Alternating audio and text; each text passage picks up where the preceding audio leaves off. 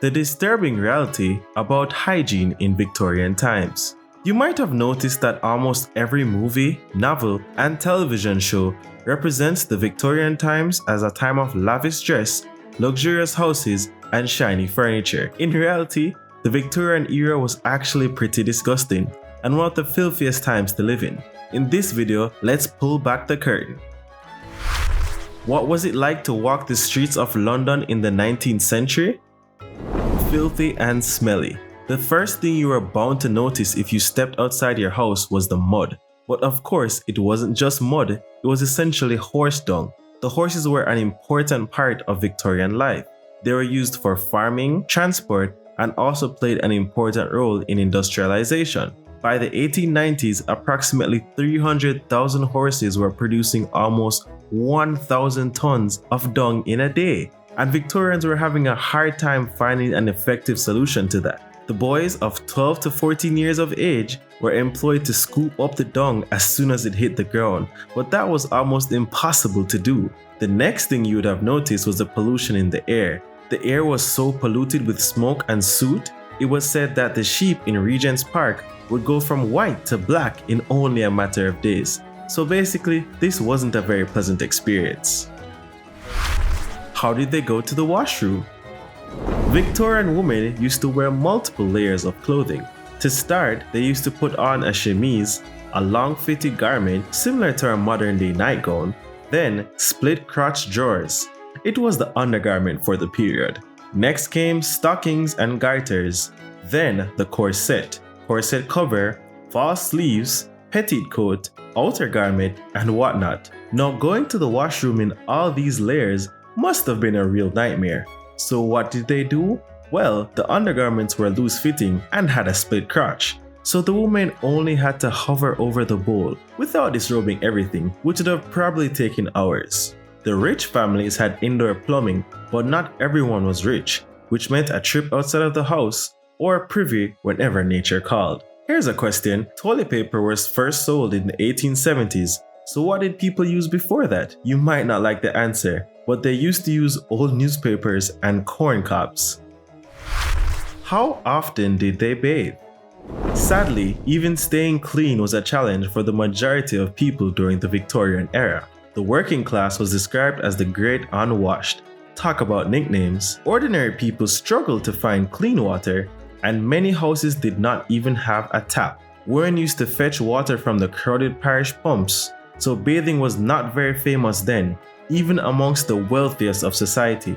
Usually, people would bathe in small quantities of water in their bedrooms, with a pitcher filled with cool water and a basin.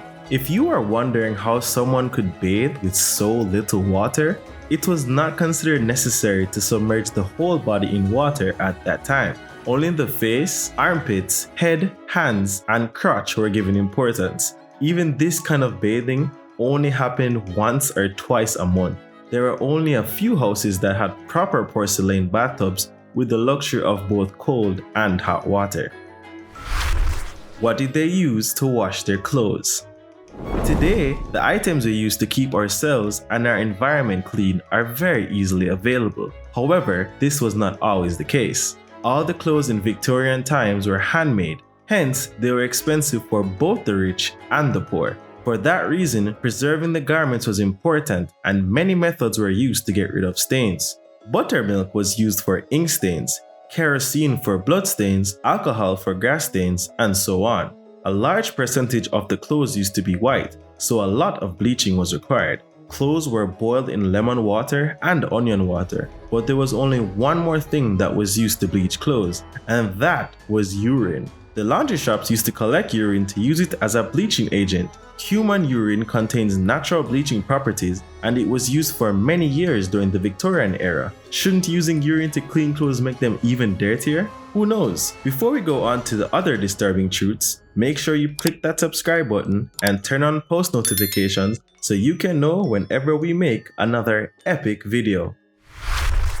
Cesspool mess. At the beginning of the 19th century, London was filled with cesspools. They were 6 feet deep and 4 feet wide brick chambers, and every house used to have them. Ideally, they were located at the back of the garden to keep away from other houses, but crowded areas used to have them in the basement.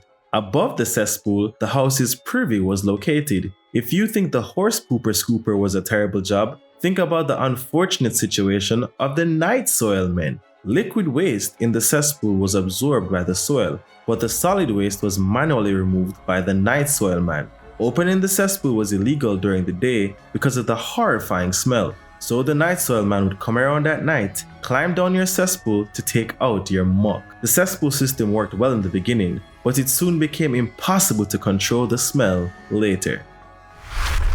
Cleaning the hair. Women's hair was considered their crowning glory, so the longer and healthier it was, the better. To keep it healthy, they did not wash it as often as we do today. The complete process of washing, drying, and styling was not done until it was absolutely necessary. Some Victorian-era books on hygiene suggested that only the people with oily hair should clean their hair twice a month, and people with normal hair should wash their hair only once per month. Victorian people did not have access to shampoo, so they had to use soap to wash their hair, which in turn made their scalps very dry. Some people used to use pure ammonia to clean their hair. Now if shampoo in the eyes hurt, let's just imagine how painful ammonia would be. Personal odor. People did not bathe very often, and even some of the elite's clothes were not washed at all.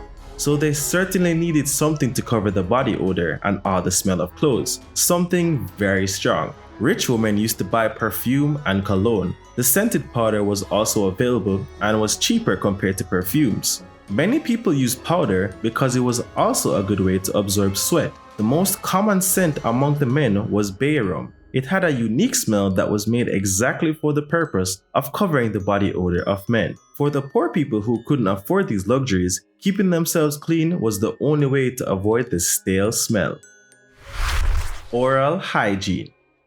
During the Victorian times, dental care was far too expensive and not very advanced. There was not enough knowledge and people did not have the proper tools. Most people just rubbed their teeth with salt on their fingers. Some people used rough clothes or twigs to clean their teeth. This was a time when sugar consumption was increasing at a high rate, which led to an increase in tooth decay. So, if you had a rotten tooth and were unfortunately not rich, you'd have to go through the extreme pain as you visit the local barber or blacksmith who call themselves surgeons to get your tooth extracted. The surgeon would use a plier to pull out the tooth without any medicine. Talk about pain. The Great Stink. People covered their body odor with perfumes and powders, but the smell of the industrial and human waste was hanging over Victorian London. The population was growing at a very fast pace, and so was the problem. During the summer of 1858, the stench elevated to an unbearable level, and this episode was known as the Great Stink.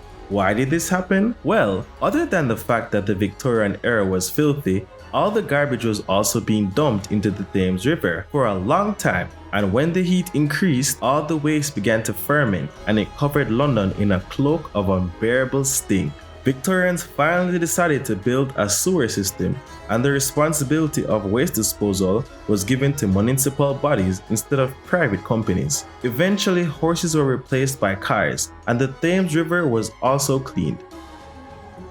How would you have felt if you had lived in such conditions and were only able to wash your body once? Let us know in the comment section, and if you love this video, definitely check out this one right here.